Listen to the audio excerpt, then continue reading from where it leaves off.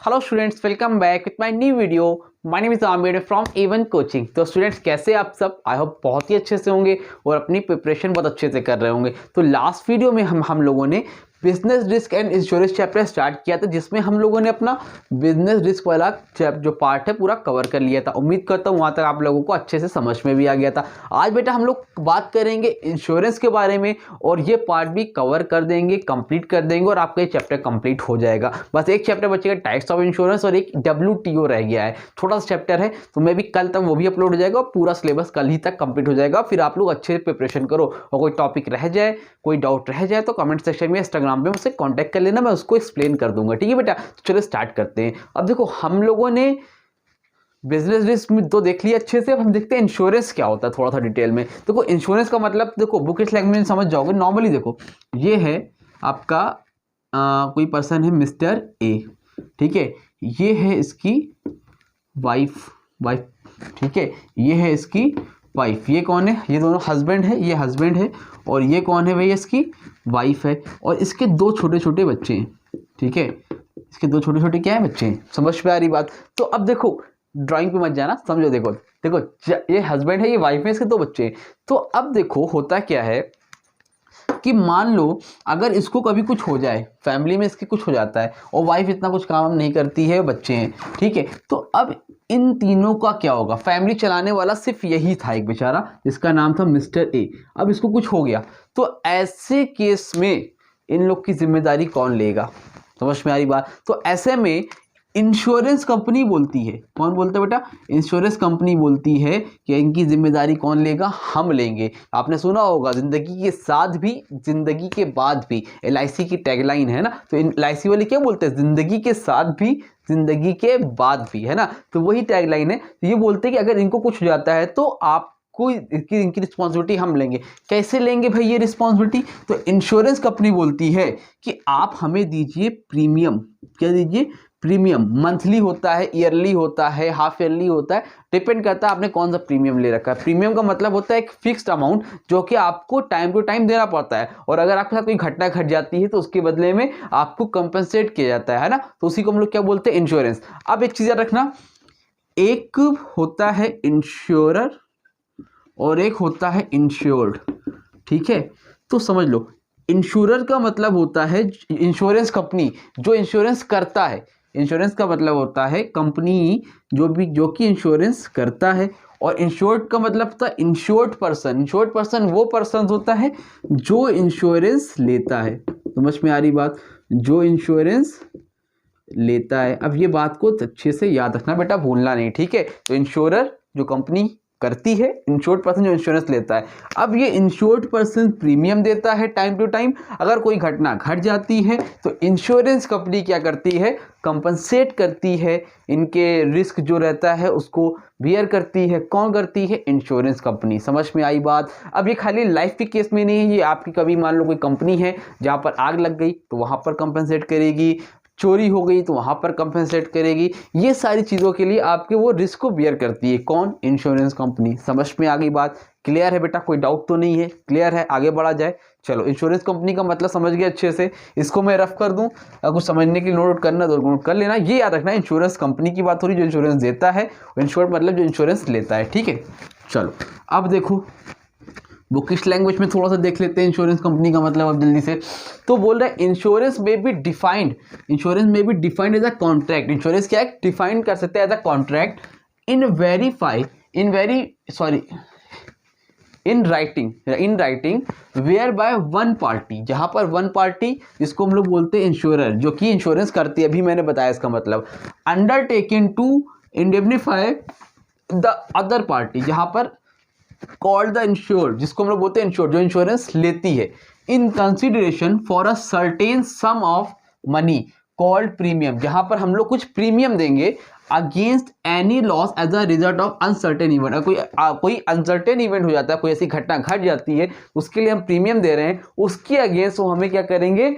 Compensate करेंगे। समझ में आ रही बात? तो जो मैंने बताया वही सेम चीज लिखी हुई है। क्लियर हो गया? समझ में आ गया बेटा? इंश्योरेंस का मतलब उम्मीद करता हूं समझ में आ गया। अगर 2 नंबर में इंश्योरेंस पूछेगा तो यही लिख के चले आना। बट अगर डिफिनेशन बोल ले, डिफिनेशन और मीनिंग में डिफरेंस है, मीनिंग पूछेगा तो ये लिखोगे खाली टर्म पूछेगा तो ये लिखोगे, और बोल दे कि डिफिनेशन लिखो तो जो आपके में बुक में कई डिफिनेशन दे रखी है उसमें से जो आपको छोटी लगे एक कोई भी लर्न कर लो, ठीक है, कोई भी राइटर की। अब देखो आगे नेक्स्ट टॉपिक बेटा, री इंश्योरेंस एंड डबल इंश्योरेंस। इसको मैंने बोर्ड पे नहीं लिखा है, देखो आपके स्क्रीन पर आ रहा होगा, आ रहा है ना।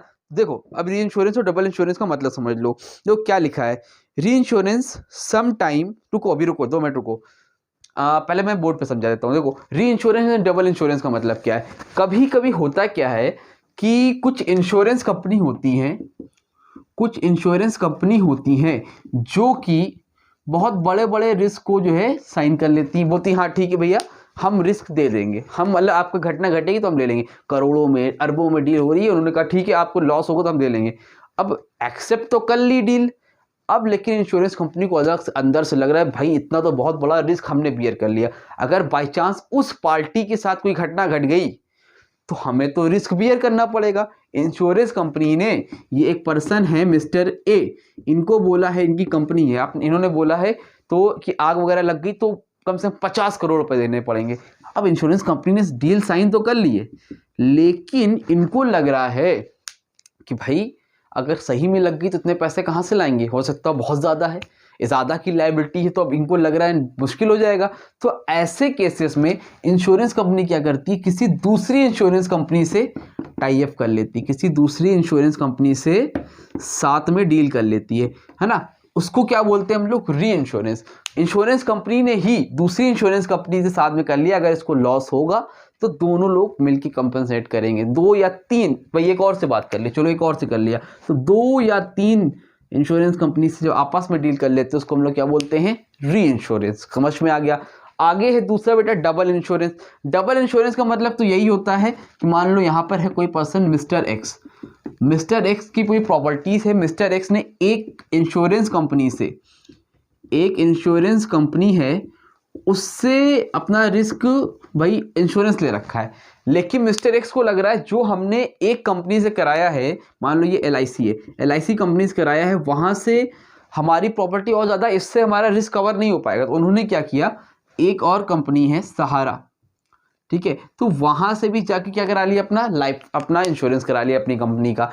तो जब एक ही पर्सन अपनी सेम प्रॉपर्टी के लिए 2 अलग अलग जगह से इंश्योरेंस कराता है उसको हम लोग बोलते हैं डबल इंश्योरेंस। और री इंश्योरेंस का मतलब क्या होता है, री इंश्योरेंस का मतलब जब एक पर्सन, समझ में आ रही है, जब एक पर्सन जब एक कंपनी दूसरी कंपनी से टाई अप करा लेती है, उसको लगता है कि रिस्क बहुत ज्यादा है, इसको हम लोग क्या बोलते हैं, री इंश्योरेंस। समझ में आया, इससे ज्यादा क्लैरिटी मिली होगी। बुकिश लैंग्वेज अच्छा तो मुझे लगता है एक्सप्लेन करो, आपका क्लियर हो जाएगा सब कुछ। अब एक बार बुक में रीड कर लेना, सब कुछ क्लियर हो जाएगा, कोई डाउट आपको नहीं रह जाएगा, उम्मीद करता हूं, आई होप। तो आपको ये टॉपिक भी क्लियर, इंश्योरेंस क्लियर, री insurance, double insurance clear. Important point है, इसको ध्यान से देखना, ये इसका डिफरेंस या इसकी अलग से 2 नंबर में आपसे पूछ सकता है, ठीक है। तो उम्मीद करता हूँ यहाँ तक अच्छे से समझ में आ गया होगा। इसके स्क्रीनशॉट ले लो बेटा, जल्दी से, पहले ले लिया इसका स्क्रीनशॉट, क्लियर है, समझ में आ गया, चलो ठीक है। तो अब देखो यहां तक सब कुछ क्लियर हो गया। अब नेक्स्ट टॉपिक है आपका प्रिंसिपल ऑफ इंश्योरेंस, और बहुत ही इंपॉर्टेंट है। मैं आपको 100%, 99% भी नहीं, 100% गारंटी देता हूं अब की बार फाइनल एग्जाम में आपके प्रिंसिपल्स ऑफ इंश्योरेंस से क्वेश्चन आएगा, चाहे वो 5 नंबर में आए, चाहे वो 2 नंबर में आए, मेरी गारंटी है आपको कि प्रिंसिपल ऑफ इंश्योरेंस से क्वेश्चन आएगा ही आएगा। तो अच्छे से पढ़ लेना इसको, कोई डाउट होगा तो पूछ लेना, ठीक है। अब देखो प्रिंसिपल ऑफ इंश्योरेंस की मैंने ऑलरेडी वीडियो अपलोड की हुई थी, तो इसी में उस टॉपिक को मैं सेपरेट कर दे रहा हूं, बस जैसे ही मैं हटूंगा वैसे ही वो वीडियो आ जाएगी, आप लोग उसको देखना, और कोई डाउट रह जाएगा तो कमेंट सेक्शन में इंस्टाग्राम पे कांटेक्ट करके मुझसे पूछ लेना, और आपका प्रिंसिपल ऑफ इंश्योरेंस भी चैप्टर उसको देखने के बाद क्लियर हो जाएगा। तो चलो आपके स्क्रीन पे आ रही वीडियो, और आप लोग अच्छे से इसको देखो जल्दी से, और देखते हैं कि प्रिंसिपल्स ऑफ इंश्योरेंस क्या होते हैं। प्रिंसिपल मतलब होता है सिद्धांत, मतलब क्या क्या प्रिंसिपल्स है इंश्योरेंस के, मतलब आपको ये रूल्स, जो प्रिंसिपल्स आपको फॉलो करना पड़ेगा, तभी इंश्योरेंस आप जो कराए हैं तभी उसका आपको कंपेंसेट मिलेगा, ठीक है, कंपेंसेशन मिलेगा। तो अब प्रिंसिपल्स ऑफ इंश्योरेंस, ठीक है, ध्यान से देखो, 7 प्रिंसिपल्स हैं, इसमें 3 है, अभी 3 समझाता हूं, उसके बाद आगे का बताऊंगा, ठीक है। तो नंबर 1 पर है अटमोस्ट गुड फेथ। फेथ का मतलब पता है ना, वफादारी, किसी के साथ धोखाधड़ी नहीं करना, ठीक है। तो ये इसका मतलब होता है अटमोस्ट गुड फेथ। देखो 2 वर्ड हमेशा याद रखना, एक होता है, यहां पर लिख रहा हूं, एक है इंश्योर्ड और सेकेंड इज इंश्योरर। ठीक है, ये दो वर्ड को हमेशा याद रखना। इंश्योर्ड का मतलब होता है जो पॉलिसी लेता है, और इंश्योरर का मतलब होता है जो पॉलिसी देता है, मतलब कंपनी होगी या कंपनी का एजेंट हो गया जो पॉलिसी देता है। इंश्योर्ड मतलब जो पॉलिसी लेता है। ठीक है, तो ये दो वर्ड हमेशा याद रखना जब भी इंश्योरेंस पढ़ना। ठीक है, तो अब अटमोस्ट गुड फेथ का मतलब होता है, पहला प्रिंसिपल इंश्योरेंस का बोलता है कि पॉलिसी लेने वाला और पॉलिसी देने वाला दोनों का फेथ, गुड फेथ होना चाहिए। दोनों को एक दूसरे में आपस में जब भी आप इंश्योरेंस करा रहे हो, ठीक है, कोई पॉलिसी ले रहे हो, तो उनसे कोई भी बात अंदर की छुपानी नहीं चाहिए, सारी चीजों को डिस्क्लोज कर देना चाहिए। जितनी भी पॉलिसी है, कोई भी चीजों उनको बता देना चाहिए। क्या होती है, देखो एक एग्जांपल समझते हैं। मान लो कोई पर्सन ए है, कोई भी पर्सन मिस्टर ए है, वो पॉलिसी ले रहे हैं, उनको हम लोग क्या बोलेंगे, इंश्योर्ड। इंश्योरर क्या होता है, कोई कंपनी। तो इन्होंने एक जो है एक पॉलिसी ली, मान लो ये बीमार है, ठीक है, इनको कैंसर है, लेकिन इन्होंने क्या लिया है, लाइफ इंश्योरेंस लिया। लेकिन मिस्टर ए क्या है, बीमार है, इनको कैंसर है, बट इन्होंने इंश्योरेंस कंपनी को नहीं बताया है। तो भाई कैंसर में क्या होता है, 6 महीना, 1 साल, 2 साल, 3 साल में आदमी खत्म हो जाता है। तो इन्होंने इंश्योरेंस कंपनी को नहीं बताया है। इन केस अगर इनको कुछ हो जाता है तो, और बाद में इंश्योरेंस कंपनी को पता चल जाता है, तो इंश्योरेंस कंपनी क्या कर देगी, कॉन्ट्रैक्ट को खत्म कर देगी, कॉन्ट्रैक्ट को क्या कर देगी, कैंसिल कर देगी। तो ये प्रिंसिपल होता है इंश्योरेंस का कि कभी भी कोई चीज हो तो इंश्योर्ड पर्सन को बता देना चाहिए। और सेम चीज इंश्योरर के साथ होती है कि अगर ऐसा कभी होता है कि उनकी जो भी पॉलिसी है, जो भी उनके रूल्स एंड रेगुलेशन है, ऐसा कोई भी चीज हाइड नहीं करके रखना चाहिए, छुपा कर नहीं रखना चाहिए। जो पॉलिसी ले रहा है उसको बता देना चाहिए। ठीक है, तो अटमोस्ट गुड फेथ में देखते हैं, an insurance contract is based on utmost good faith on the part of both the parties. मतलब दोनों पार्टीज को बीच में क्या होनी चाहिए, अच्छी अंडरस्टैंडिंग होनी चाहिए। ठीक है, और good faith requires each party to disclose all the information. क्या बोल रहे हैं, डिस्क्लोज कर देनी चाहिए सारी इंफॉर्मेशन, कुछ छुपाना नहीं चाहिए। At his command to the other party. तो एक पार्टी को दूसरी पार्टी से सारी चीज डिस्क्लोज करनी चाहिए, कुछ भी छुपाना नहीं चाहिए। आई थिंक समझ गए होंगे first point, utmost good faith का मतलब। सेकेंड है इंश्योरेबल इंटरेस्ट। सेकेंड क्या है, इंश्योरेबल इंटरेस्ट। चलो देखते हैं।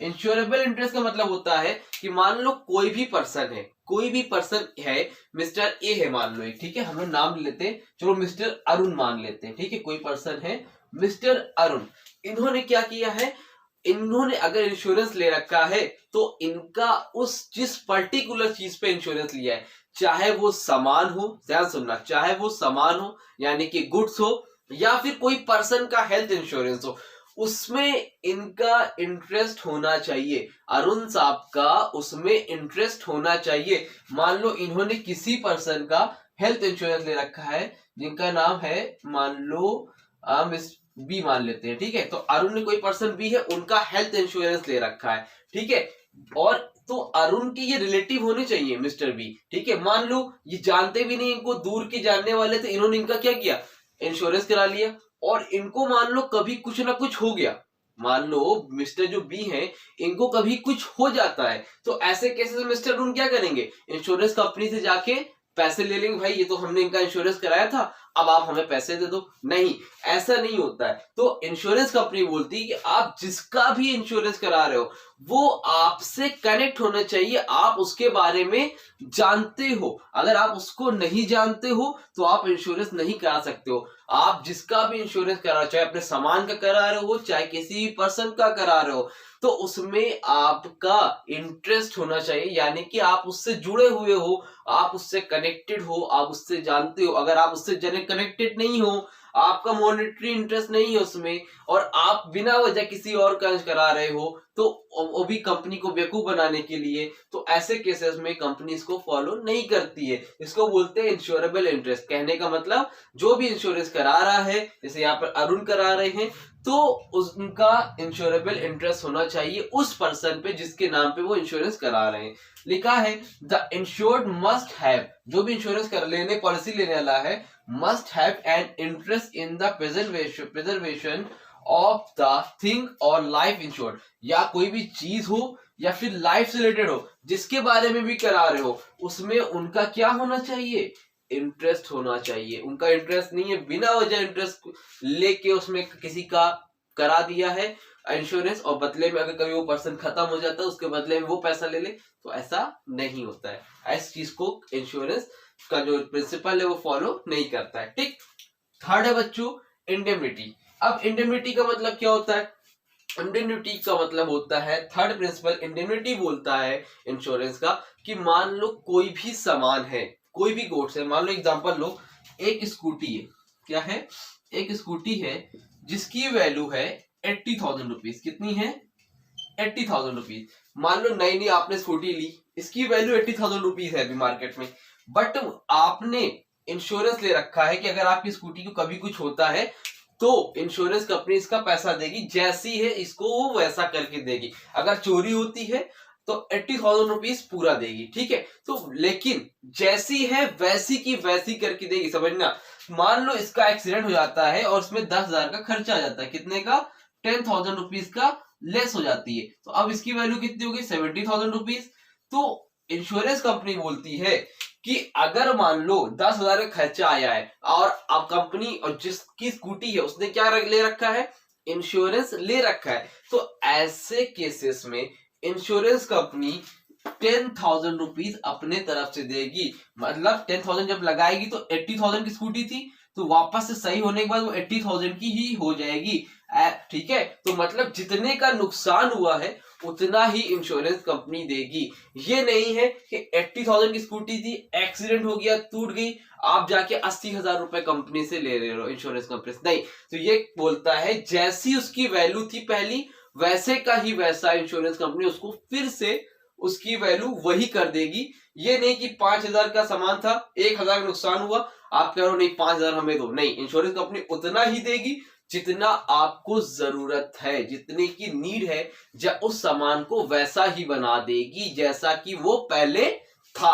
समझ में आया? तो देखो डेफिनेशन में क्या है, मीनिंग में क्या है, the purpose of insurance is to bring back. Purpose क्या होता है इंश्योरेंस का, टू ब्रिंग बैक, उसको वापस लाना, the insured in the same financial position as he was before the loss. तो बोल रहे हैं लॉस होने से पहले उसकी जो पोजीशन थी उसको वैसा का वैसा ही बना देना को प्रिंसिपल को हम लोग क्या बोलते हैं, इंडेमनिटी। तो ये 3 प्रिंसिपल थे, आई थिंक समझ में आया होगा। एक बार रिवाइज कराता हूं। अटमोस्ट गुड फेथ का मतलब होता है कि ये प्रिंसिपल बोलता है कि जो भी आप पॉलिसी ले रहे हो, तो इंश्योरेंस कंपनी हो चाहे पॉलिसी लेने वाला पर्सन इंश्योर्ड पर्सन हो, उसको अपनी सारी भी जितनी भी बातें हैं उसको डिस्क्लोज कर देनी चाहिए, कुछ छुपाना नहीं चाहिए। सेकेंड होता है इंश्योरेबल इंटरेस्ट। इंश्योरेबल इंटरेस्ट बच्चों बोलता है कि अगर जो भी पर्सन जो है पॉलिसी ले रहा है तो उसको उसमें इंटरेस्ट होना चाहिए, मॉनेटरी इंटरेस्ट होना चाहिए। ये नहीं कि उससे वो रिलेटेड पर्सन हो चाहिए जिसके बारे में वो पॉलिसी ले रहा है। ऐसा कोई पर्सन नहीं होना चाहिए कि वो कोई बाहरी है और उसके नाम पे वो इंटरेस्ट ले रहा है, पॉलिसी ले रहा है और बदले में से कुछ होता है तो वो जाके खुद पैसा ले ले, तो ये नहीं होना चाहिए। और थर्ड है इंडेमनिटी। इंडेमनिटी का मतलब होता है कि ये प्रिंसिपल बोलता है कि अगर कोई सामान में कोई भी प्रॉब्लम आती है, कुछ एक्सीडेंट वगैरह होता है, तो जितना आपने इंश्योरेंस लिया है पूरा अमाउंट नहीं वो पे करेंगे, उसकी जो पोजीशन थी उसको वैसे के वैसे ही कर देंगे। जैसे 25 रुपए का मेरा मार्कर है, इसका मैंने इंश्योरेंस ले रखा है, 5 रुपए का खर्चा है तो कंपनी 5 रुपए देगी, 25 रुपए नहीं देगी। हाँ, अगर ये मार्कर 25 रुपए वाला पूरा खो गया, टूट गया, खराब हो गया, तब हमें 25 रुपए पूरे मिलेंगे। लेकिन अगर ये बन सकता है और 5 रुपए का खर्चा है तो 5 रुपए ही कंपनी देगी, ठीक है। ऐसा मार्कर पे इंश्योरेंस होता नहीं, समझाने के लिए मैंने बोल दिया है, ठीक है। तो चलो स्क्रीनशॉट लो जल्दी से, मैं बस 2 सेकेंड में वापस आया। तो अब हमारा फोर्थ प्रिंसिपल है कंट्रीब्यूशन, ठीक है। तो चलिए अब देखते हैं कि अगला प्रिंसिपल हमारा क्या है, ठीक है। उससे पहले एक बहुत ही इंपॉर्टेंट बात कि प्रिंसिपल्स ऑफ इंश्योरेंस, ठीक है, principle of insurance is one of the most important question, ठीक है। ये आपके पेपर में आने के इसके बहुत ही ज्यादा चांसेस है कि ये लॉन्ग में ये क्वेश्चन आ सकता है, तो इस पे मार्क करो इंपॉर्टेंट का।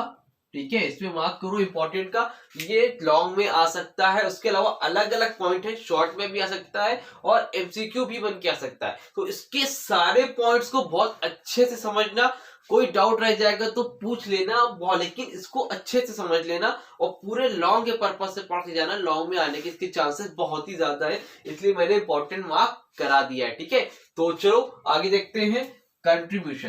तो नेक्स्ट प्रिंसिपल है हमारा बच्चों कंट्रीब्यूशन। तो कंट्रीब्यूशन प्रिंसिपल क्या बोलता है? कंट्रीब्यूशन प्रिंसिपल बोलता है, मान लो कि कोई पर्सन मिस्टर एक्स है, कोई पर्सन मिस्टर एक्स है जिनकी अपनी खुद की बाइक है, कितने रुपीस की है? 1 लाख रुपीस की बाइक है। इस पर उन्होंने इंश्योरेंस ले रखा है, 1 लाख रुपए का अपनी बाइक पे इंश्योरेंस ले रखा है, लेकिन 2 कंपनी से ले रखा है। ठीक है, 2 कंपनी है, एक कंपनी है ए, एक कंपनी है बी, दोनों कंपनी से इंश्योरेंस ले रखा है। ठीक है, कि अपनी बाइक का अगर मान लो कभी ऐसा होता है कि इनकी बाइक का एक्सीडेंट हो जाता है या बाइक चोरी हो जाती है, कुछ भी हो जाता है, तो ऐसे केसेस में जो 2 कंपनी से मिस्टर एक्स ने इंश्योरेंस ले रखा है, तो 50,000 रुपीज ए कंपनी पे करेगी, 50,000 रुपीज बी कंपनी पे करेगी। मतलब कंट्रीब्यूशन का मतलब है कि हाफ ऑफ अमाउंट दोनों पे करेंगे, या फिर जिस हिसाब से पॉलिसी ले रखा है तो मतलब थोड़ा ये पे करेंगे, थोड़ा ये पे करेंगे। ऐसा नहीं है कि मान लो चलो मिस्टर एक्स की 1 लाख रुपीस की बाइक थी, चोरी हो गई, खो गई, एक्सीडेंट हो गया, कुछ भी हो गई, तो मिस्टर एक्स कहाँ गए? ए कंपनी के बाद बोला 1 लाख रुपीस मुझे दो, बी से भी बोला 1 लाख रुपीस मुझे दो, कितना हो गया? 2 लाख रुपीस हो गया। 1 लाख की बाइक थी, 2 लाख रुपए मिल गया। ठीक है, तो ऐसा नहीं होता है, कंपनी बेवकूफ नहीं होती है। कंपनी जो 2 अलग अलग कंपनी से ले रखा है, तो वो कंट्रीब्यूट करके 50-50% लॉस बियर करती है, या फिर जो उस पर रजिस्टर्ड होगा 40-60, मतलब अपने हिसाब से एडजस्ट करके कंट्रीब्यूट करके दोनों कंपनियां पे करती है। 3 से ले रखा है तो 3 हिस्से में बटेगा, 4 से ले रखा है तो 4 हिस्से में बटेगा। ऐसा नहीं होगा कि अलग अलग कंपनी उनको पूरा 1 लाख रुपए पे कर रही है, तो ऐसा बिल्कुल भी नहीं होगा। ठीक है, तो डेफिनेशन में देखो, contribution in case of double insurance. अगर in case of double insurance, अगर आपने डबल इंश्योरेंस ले रखा है, तो insurers are share the losses, insurer जो पॉलिसी देता है are share the losses in proportion to the amount. तो वो क्या करेंगे? लॉस को शेयर करेंगे, share the losses in proportion to the amount assured by each of them. तो जितनी भी लॉस हुए होंगे उसको क्या करेंगे? शेयर करेंगे अमाउंट को, पूरा अमाउंट कोई भी नहीं देगा इंश्योर्ड को। समझ में आ गई बात? आई थिंक समझ में आ गई होगी। ठीक है, नेक्स्ट पॉइंट है हमारा सब्रोगेशन। नेक्स्ट पॉइंट क्या हमारा? सब्रोगेशन। अब ये क्या बोलता है? ये क्या प्रिंसिपल है भाई? सब्रोगेशन प्रिंसिपल बोलता है कि मान लो, हम मान लेते हैं एक कार थी। ठीक है, मेरी भाई ड्राइंग बहुत खराब है, हंसिएगा नहीं आप लोग, बस ये समझाने के लिए बना दे रहा हूं। ठीक है, तो एक मान लो कार थी। ठीक है, अब जो कार थी वो आपकी 5 लाख रुपीस की थी। कितने की थी? 5 लाख रुपीस की एक कार थी। ठीक है, चलो भाई, तो मिस्टर एक्स साहब थे, उन्होंने 5 लाख रुपीस की कार ले रखी थी, उस पर क्या करा रखा था? इंश्योरेंस करवा के रखा हुआ था। ठीक है, तो अब मान लो इसका एक्सीडेंट हो गया या कुछ भी घटना घट गई, कार क्या हो गई? खराब हो गई, खत्म हो गई, चोरी हो गई, एक्सीडेंट हो गया, बेकार हो गई। तो अब ये कंपनी के पास गए, इंश्योरेंस कंपनी के पास गए मिस्टर एक्स, और 5 लाख रुपए क्या किया? ले लिया। अब मान लेते कार का एक्सीडेंट हुआ था, कार एकदम बेकार हो गई थी, बंगाल के बराबर हो गई थी, कबाड़ में जाने के लायक। तो 5 लाख रुपए का इंश्योरेंस लिया था, इंश्योरेंस कंपनी से जाके क्लेम किया, और क्लेम करके जो अपने 5 लाख रुपीस थे मिस्टर एक्स ने इंश्योरेंस कंपनी से ले लिए। ठीक है, अब तो कंपनी क्या बोलती है कि 5 लाख की कार थी, आपने 5 लाख रुपए हमसे ले लिए, तो अब जो बची हुई कार है, जो कि एक्सीडेंट हो चुका है, उसमें खाली कबाड़ वगैरह बचा हुआ है, तो वो जो प्रॉपर्टी है वो किसकी है?